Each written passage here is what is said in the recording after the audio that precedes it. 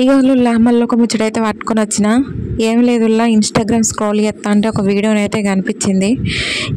ఇట్లా స్టిక్కర్ వేసుకొని మెహందీ డిజైన్ పెట్టుకొని యూ అండ్ మీ అని రాసింది.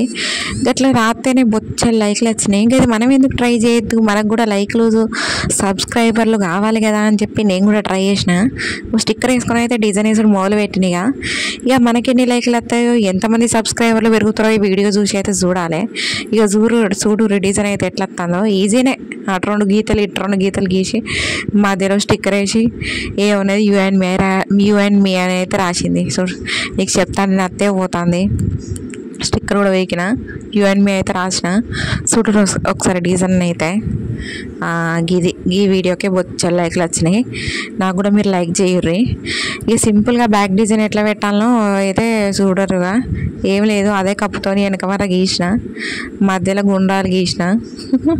చిన్నప్పుడు గీసుకునేది కదా రౌండప్లో, అవే రౌండ్లు గీయాలి. గీసావో నేను చేసినట్టు ఏర్రి, ఎవరి హెల్ప్ లేకుండా మంచిగా మీకు మీరే కోన్ పెట్టుకోవచ్చు. ఇట్లాంటి వీడియోలు కావాలంటే కామెంట్ పెట్టుర్రి. ఈజీగా బొచ్చడం నేను నా దగ్గర రోజుకో వీడియో పెట్టమన్నా పెడతాను నేను. కానీ చేతులు కావాలి కదా, ఎవరి చేతులలో పెట్టాలి? ఒకే చేయి మీద నేను పెట్టలేను కదా.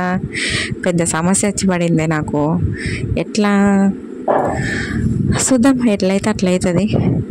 ఇక మీరైతే ముందుగా డిజైన్ చూసుకొని వేసుకోర్రి.